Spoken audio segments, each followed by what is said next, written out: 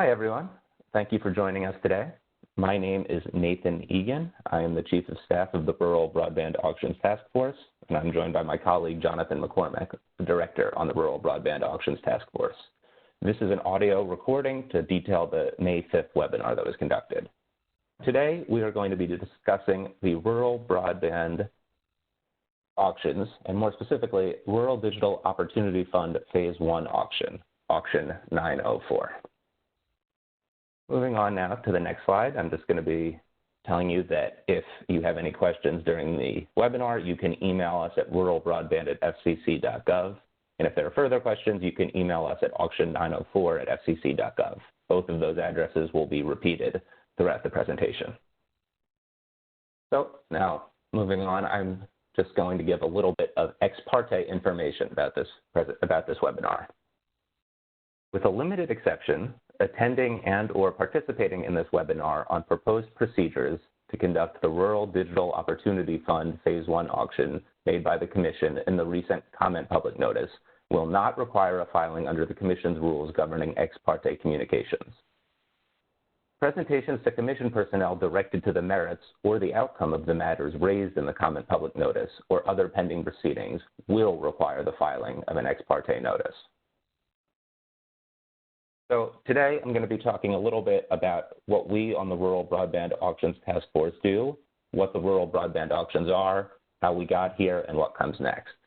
So first, I'm just going to give an overview of what the rural broadband auctions are. There are three separate rural broadband auctions that we'll be talking about today. The first, the Connect America Fund Phase 2 auction, Auction 903, was completed in 2018. That auction awarded $1.48 billion over 10 years for fixed broadband and voice services. So while that auction is complete, it was a great success and it really informs our thinking for what we are doing now, the Rural Digital Opportunity Fund auction. The Rural Digital Opportunity Fund auction will award up to $20.4 billion over 10 years for fixed broadband and voice services. Phase 1 of the auction, Auction 904, which is what we're talking about today, will award up to $16 billion. Phase 2 of the auction, which will be a separate proceeding, will award up to $4.4 billion along with the remainder of the Phase 1 budget. Bidding for Phase 1 of the auction is expected to commence in October of 2020. Finally, there is a separate auction known as the 5G Fund for Rural America auction. That's something we're not going to be discussing in any detail today, but just to make you all aware of it, that will award up to $9 billion for mobile 5G service with up to $1 billion for network deployments facilitating precision agriculture. An NPRM for the 5G Fund for Rural America was adopted at the April 23rd, 2020 open meeting. Now I'm just going to give a brief overview of what we on the Rural Broadband Auctions Task Force do. The Rural Broadband Auctions Task Force was created to implement the rural broadband auctions, the three auctions I just discussed previously. The task force coordinates with multiple bureaus and offices to develop and implement regulatory and technical details of the auctions. So it's our full-time job to focus on these broadband auctions and how we can deploy broadband and bridge the digital divide. So now I'm going to be talking a little bit about the history of universal service funding in more recent years at the Commission to explain how we got to this point of conducting a reverse auction to facilitate broadband deployment. In 2011, the Commission released the Universal Service Fund, or USF, Transformation Order. That order introduced a new funding approach for price cap areas, and it used a cost model to identify high-cost areas, and it proposed using competitive bidding to allocate support in those areas. To follow up on that, in 2014, the Commission released an order where it detailed the Connect America cost model. That model actually estimates the cost of providing service, and it estimates the number of locations and census blocks nationwide. It also identified census blocks where the costs were above a specified benchmark.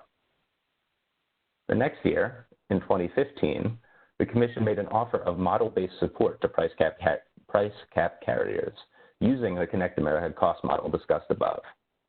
9 carriers accepted over $1.5 billion a year to serve 3.6 million homes and businesses in their study areas by the end of 2020 in 45 states and 1 territory. As you all can see, the end of 2020 is approaching, and so now, to take the next step in closing the digital divide, the Commission is going to conduct Auction 904, the Rural Digital Opportunity Fund Phase 1 auction. So now I'm going to be talking a little bit about the previous reverse auction that we conducted, Auction 903, the Connect America Fund Phase 2 auction. While that auction is completed, it's important to understand exactly how it worked and what the results were to understand how we arrived at this next auction. Connect America Fund Phase 2 auction was a reverse auction of high-cost support to census blocks. I'm going to be talking in more detail later about what exactly a reverse auction is, but it's important to understand the concept. In a traditional auction where competitors compete against each other to offer the most money to receive something, in our reverse auctions, competitors compete against each other to say who will accept the lowest amount of support to provide service in a given area. For the CAF Phase 2 auction, areas that were eligible were the census blocks and price cap study areas where carriers had declined their offers of model-based support, and there were certain other areas included as well. However, the Commission excluded areas where carriers reported both voice and broadband service with speeds greater than 10.1 megabits per second. What that means is even if a price cap carrier had declined model support in that area, if another carrier or that carrier had ended up providing service in that area, it was made ineligible for the auction. For the auction, individual census blocks were then aggregated to census block groups, or CBGs, for bidding. Each census block group had a reserve price and an estimated number of locations. The reserve price was based on the cost model that I discussed earlier. So that was what the estimated cost would be to provide service to all of the estimated number of locations in an area. Going into the auction, there were 30,000 census block groups, 210,000 census blocks, and 975,000 eligible locations. And a location is a home or small business, a structure. Going into the auction as well, the auction had an auction budget of $2.15 billion. So now let's talk a little bit about how that worked in practice and what the actual results were of the auction. The auction closed on August 21st, 2018, almost 2 years ago. Approximately $1.5 billion in support was awarded to provide service to more than 700,000 locations in 45 states. The locations assigned had an initial reserve price based on our model of over $5 billion over 10 years. What that means is that by incentivizing competition between providers and using a reverse auction to lower the cost of providing broadband in previously unserved areas, the Commission was able to save roughly $3.5 billion over 10 years while still facilitating broadband deployment in those areas. As of April 14th, 2020, $1.436 billion in support for 629,231 locations in 45 states had been authorized. Authorized means the money is actually going out to those providers, which they will receive over 10 years to begin providing that service. So that means everything has been approved and the money is going out the door. So over 95% of the money that was awarded to winning bidders is now actually authorized and going out the door. So with that, the Commission wanted to build off of the success from the Connect America Fund Phase 2 auction. And the next step was the Rural Digital Opportunity Fund Phase 1 auction. So to go over a little bit the framework of that auction. This is going to be a significantly bigger auction than the Connect America Fund Auction 903. This auction will authorize up to $20.4 billion in support over 10 years. The funding will go to serve locations and census blocks that lack voice and broadband service with minimum speeds of at least 25.3 megabits per second. So to clarify, that means areas that lack both voice and that do not have both voice and broadband. If an area does not have broadband service or does not have voice service, so it needs to have both voice and broadband service to otherwise be if an area does not have voice and broadband service, it will be eligible for the auction. It will be a two-phased auction approach. Phase 1 of the auction, which we're discussing today, Auction 904, will focus on census blocks that entirely lack voice and 25.3 broadband service. And that Phase 1 of the auction will have a budget of $16 billion. Phase 2 of the auction, which will take place at a later date, will focus on partially served census blocks and census blocks that go unsold in Phase 1 of the auction. And that will have a budget of at least $4.4 billion over 10 years, along with the remainder of the budget from Phase 1 of the auction. This auction will be a multi-round reverse clock auction format, similar to the Connect America Fund Phase 2 auction format. So I'll be talking more about what exactly that means as the auction goes on, but it's important to note, as I indicated earlier, it will be a reverse auction with applicants competing against each other to say who will offer the lowest price to provide service in an area. But it will also be what's known as a multi-round clock auction, which means the total amount of support available will decrease in each round. Again, that will be explained in more detail later on. So now, to talk about more of the framework for the auction, talking about the areas that are eligible for support in the auction. All census blocks that lack both voice and 25.3 broadband are going to be eligible for the Rural Digital Opportunity Fund Phase 1 auction with a few exceptions. Census blocks that have model costs below $40 per location per month, or tribal areas and blocks that lack even 10.1 broadband service, if they have model costs below $30 per location per month will be ineligible. Next, we remove from eligibility census blocks that were awarded funding in the CAF Phase 2 auction as a way of avoiding duplicative support and making sure we are not funding areas that were already previously funded. Next, we remove census blocks that were awarded funding through a federal or state broadband subsidy program to provide 25.3 or better service. For example, the Reconnect program from the USDA. Finally, rate of return service areas are ineligible except for areas where the provider has indicated it will not serve with broadband. To effectuate this process, the Commission released a preliminary eligible areas public notice in which it identified the preliminary eligible areas and established a limited challenge process.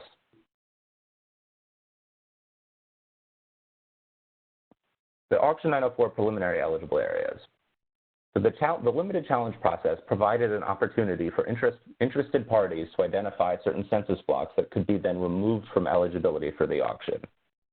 Those different kinds of census blocks that could be identified were those that had recently been served by 25.3 megabits or better service and voice service since the June 2019 Form 477 filing. So that is for broadband providers, Form 477 filers to identify those areas. Additionally, there was an opportunity for interested parties to identify areas that had been awarded funding by a federal or state broadband subsidy. This only applied to census blocks for which the provider has a specific enforceable commitment to provide 25.3 or better service, or where a formal commitment has been executed.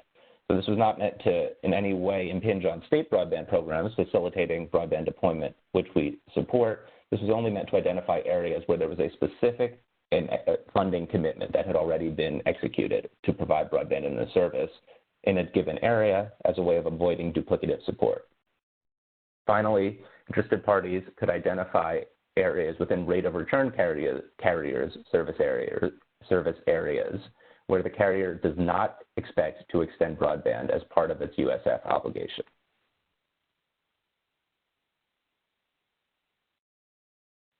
Next. So with all of that, with the information that we collected, the Commission released at the website listed on the bottom, which you can click on, a preliminary map of eligible areas throughout the country. I would encourage everyone who is interested at all in the auction to look at this website. It is searchable by town, by zip code, other locations, and it also tells you how many preliminary eligible locations there are in a given area. So again, this website is a great resource for anyone who's at all interested in participating in the auction. So I would encourage everyone to look at it and to get more information about the areas that you might be interested in serving. In conjunction with the map, the Commission also released a list of preliminary eligible areas by state. This table lists each state and how many preliminary eligible locations there are, for a total of roughly 5.9 million preliminary eligible locations throughout the country. So again, I encourage you to go to the website and click around to see where these eligible locations within your state or states are. And as I indicated before, the map and other data files are available for download at the website that you see on your screen, fcc.gov/auction/904. So now I'm going to be talking a little bit about the actual process for the auction and the auction's timeline. The next step for the auction will be the release of what is known as the Auction 904 Procedures Public Notice. That will be released this summer in 2020. That public notice will finalize the procedures for the auction so that bidding can then commence at a later point. In conjunction with releasing the eligible areas public notice, in conjunction with releasing the procedures public notice, the Commission will also release the final list of eligible areas that will be eligible for the auction. Additionally, the Commission will then open what is known as the short form application window. As the name indicates, this is the time where potentially interested parties have to fill out their short form application. The short form application is a prerequisite for participating in the auction. So while filling out the short form application does not obligate you to participate in the auction, not filling out the short form application would preclude you from participating. We have a lot of guidance available on what is needed to complete the short form application, but at a high level, it is just financial and technical information that indicates that you would be able to provide the service that you indicate that you are going to provide in a given area, and to indicate that you are financially stable enough to receive money from the Commission to facilitate this broadband deployment. After the short form application window closes, the auction bidding itself will commence. That will take place in October of 2020. After auction bidding itself commences, and after the auction bidding closes, the Commission will release what is known as the Auction 904 Closing Public Notice. In the closing public notice, the Commission will announce, obviously, that the auction has closed, who the winning bidders are in those areas, and will then take the next steps to facilitate actually giving out the money. After the auction closing public notice is released, then the Commission opens what is known as the long form application window. The long form application window is a window where winning bidders have to fill out what is known as the long form application. So while it's similar to the short form application, it's a more thorough review of all of the technical and financial information to make sure that everything is in order and that money can then actually be dispersed to the winning bidders. As I indicated earlier in the slide, as of April 14th, 2020, for the winning bidders of the CAF Phase 2 auction, over 95% of the authorized money of the awarded money has already been authorized, meaning all of those long form applications have been approved and money is actually going out. Finally, after all the long form applications are approved, then the funding will then be authorized for those winning bidders.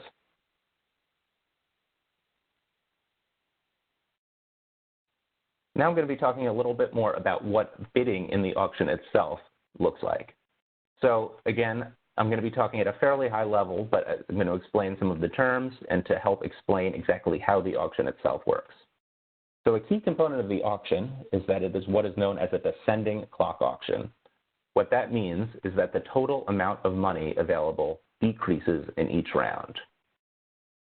Each bid in the auction is a commitment to provide service to an area at a percentage of the reserve price, and then the clock denominated in terms of a percentage of the reserve price available.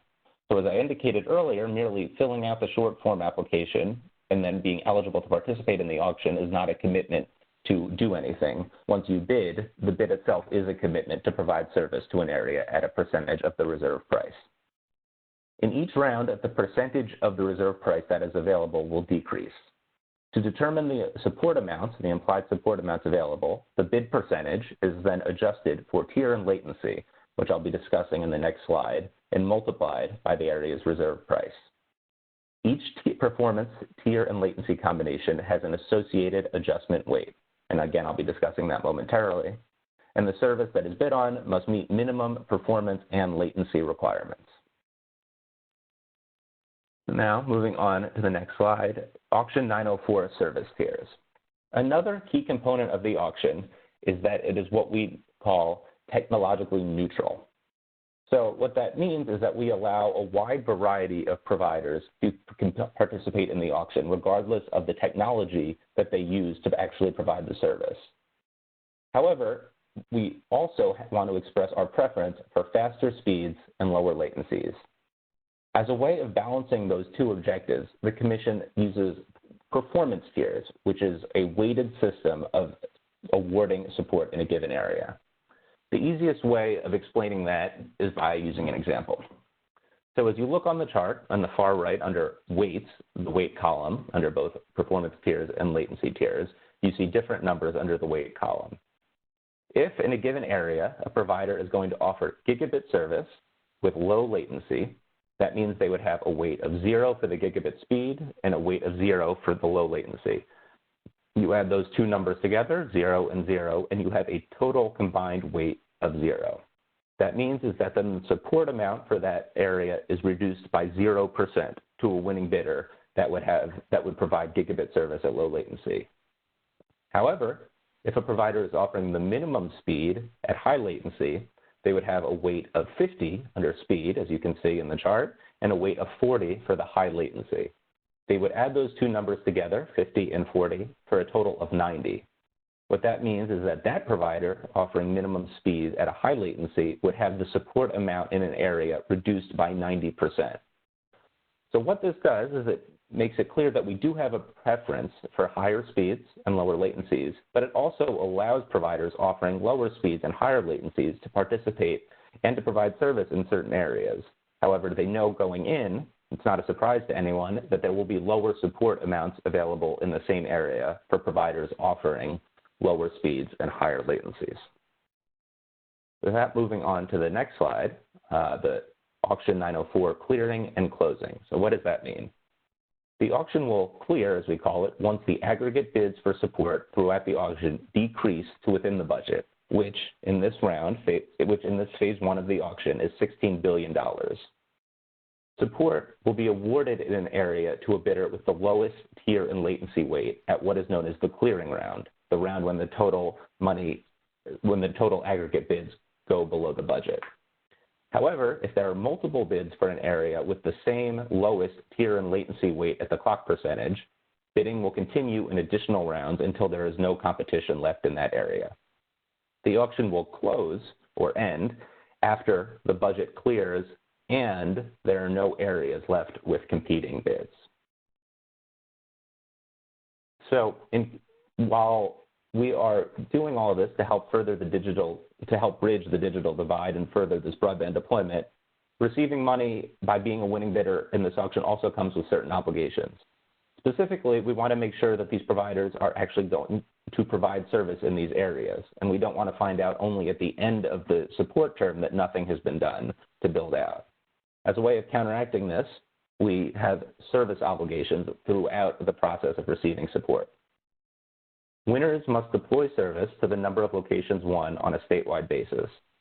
By year 3 of receiving support, they must have deployed to 40% of the model locations, with an additional 20% in each subsequent year, which adds up to 100% of model locations by year 6.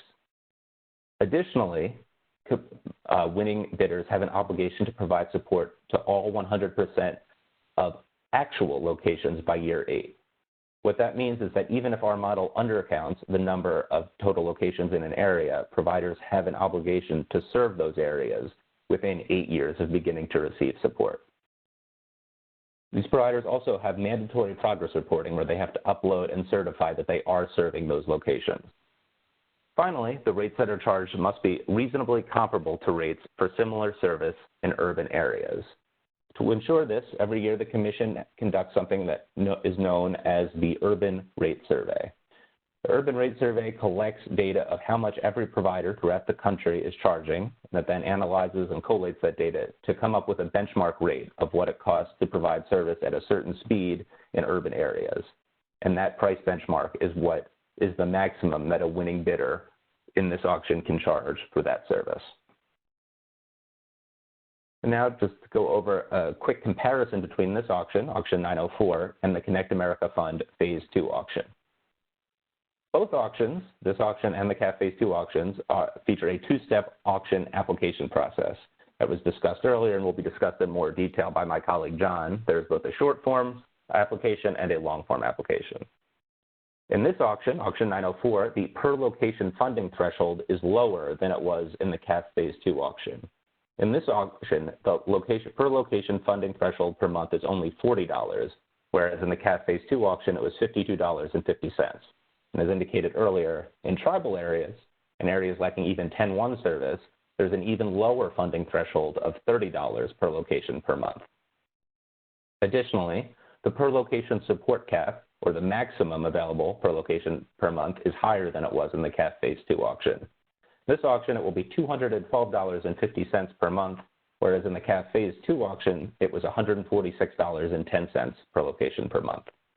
In tribal areas and areas lacking even 10-1 service, there's an even higher support cap of $222.50 per location per month.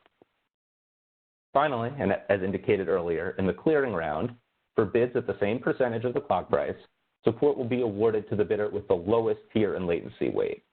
However, bidding will continue, as it did in Phase 2 of the CAF Connect America Fund Phase 2 auction, if two or more bidders have the same lowest weight at the same percentage of the clock price. So with that, I am now going to turn over to my colleague, John McCormick, who will talk a little bit about how to actually participate in the auction. Thanks, Nathan. So as Nathan indicated, my name is John McCormick. I'm Deputy Director on the Rural Broadband Auctions Task Force, and I'll be talking through a number of slides to discuss sort of the nuts and bolts of people who are getting prepared to and interested in participating in the auction or potentially putting in an application, and sort of what you need to know about that process. So while the short form application window will open later this summer, interested parties really need to start preparing now if they're going to be applying for participation in Auction 904. The application window will open in a little bit, but there's a number of pieces of information, including financial, technical, and ownership information that will need to be pulled together, and it's important to get that started really now or as soon as possible in order to be able to get your application completed in time. The process for applying will be familiar to parties that participated in CAF Phase 2 or Auction 903, so sort of in keeping with how these auctions, how the Rural Digital Opportunity Fund Phase 1 auction is built upon the success of Auction 903. Similarly, if you participated in that earlier auction, you'll have a good sense of what you need to do to participate in this current auction. So that parties who are interested in participating may familiarize themselves with Auction 903 resources, which are available at the URL listed here, to prepare to apply for Auction 904. More information about the short form application process can be found on the Commission's website at the links provided in this slide deck, which will be posted to the Auction 904 webpage after this webinar is complete. These different links would give you a good heads up on what was required for Auction 903, which again will be very similar to what's required for Auction 904.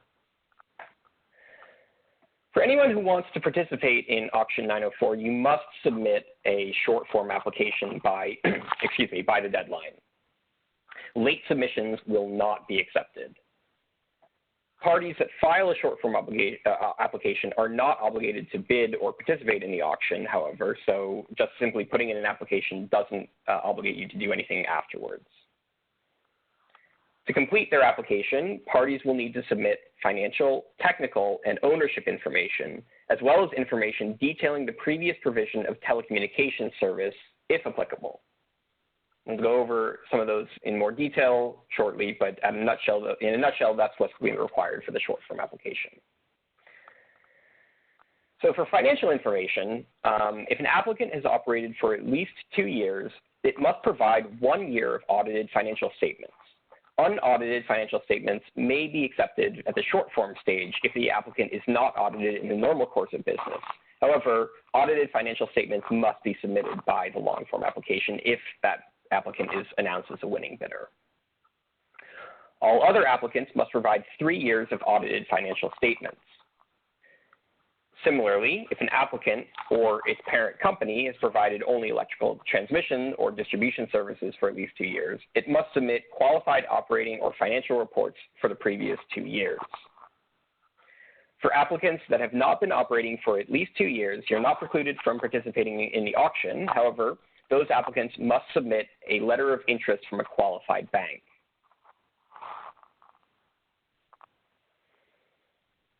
An applicant must submit technical information, including each state performance tier, that's the speed and data usage, and latency, for which the applicant wants to bid, and the technology that it would use to provide the service at that tier and latency. If the applicant is intending to use wireless technology, it must submit information on the spectrum to which the applicant has access, including spectrum bands and bandwidth. Additionally, an applicant must answer technical questions to be included as Appendix A of the Auction 904 Procedures Public Notice, which has yet to be adopted, but will be adopted before the opening of the short form application window. An applicant must submit ownership information, including its name and legal classification, as well as the individuals authorized to communicate with Commission staff and to place bids on behalf of the bidder. An applicant must also disclose all parties, including non-applicants with whom it has entered into any agreement regarding the applicant's participation in the auction.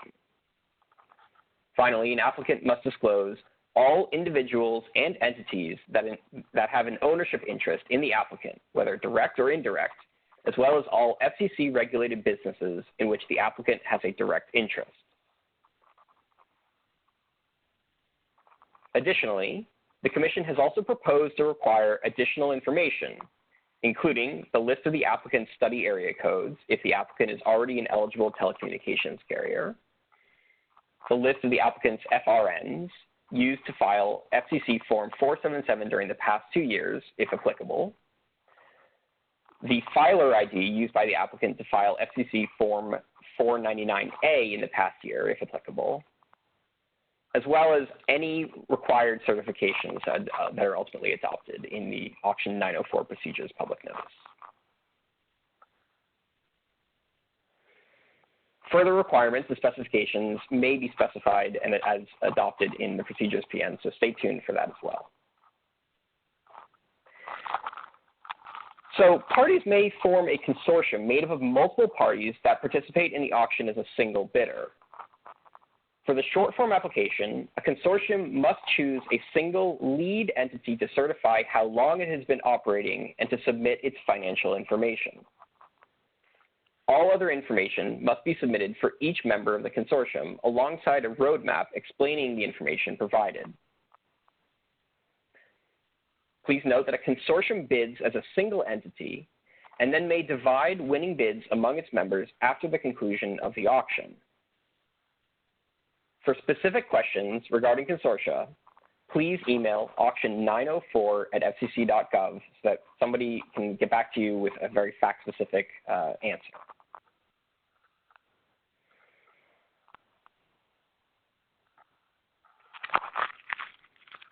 This is very important. All auction participants must follow the Commission's rule on prohibited communications. An auction applicant is prohibited from communicating with any other applicant in any manner the substance of its own, one another's, or any competing applicant's bids or bidding strategies. This applies to applicants beginning with a short form application deadline, whether they ultimately qualify or even bid. An applicant includes the entity submitting the application, any party with control in the entity, any party controlled by the applicant entity, or controlled by a party controlling the applicant entity. please, please take care with communications to third parties. Third parties may be conduits for the transmission of prohibited communication, and that is something that you should be very, very aware of if you are interested in participating in this.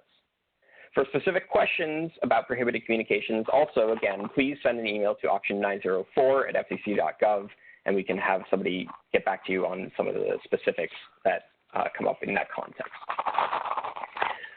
So some additional resources for folks who are interested in participating. As Nathan mentioned earlier, we have a website where the slide deck and recording will be posted, fcc.gov/auction/904.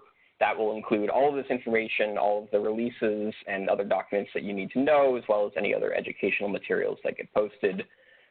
Similarly, if you have questions specifically about Auction 904, including prohibited communications, any of the financial ownership information, consortia, any of those questions specifically should be emailed to auction904@fcc.gov. Similarly, the Rural Broadband Auction Task Force has a website on rural broadbands, and if you have a more general question about the rural broadband program, you can email that at ruralbroadband@fcc.gov, or get in touch with either the FCC's Office of Intergovernmental Affairs, Greg Cook is the chief there, and his email address is listed, or the Office of Communications Business Opportunities for Small Business Concerns. Sanford Williams is the director, and his email address is listed there as well. If you have any questions, again, please send them to auction904@fcc.gov, or additional, more general questions to ruralbroadband@fcc.gov, and we can get back to you to answer those. That will conclude the webinar for today. And if you have any additional questions, again, please be in contact. The FCC staff are standing by, able to help ease people's participation in this auction to help make it a success so that we can help bridge the digital divide. Thank you.